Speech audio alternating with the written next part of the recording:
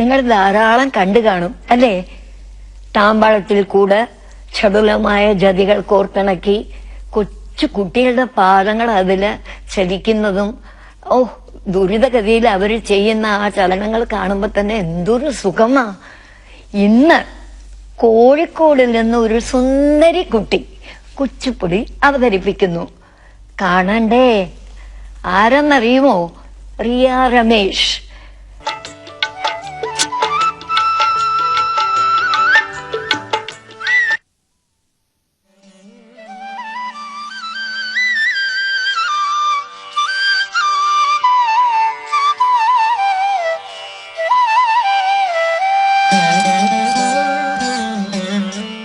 ततज्जम ततत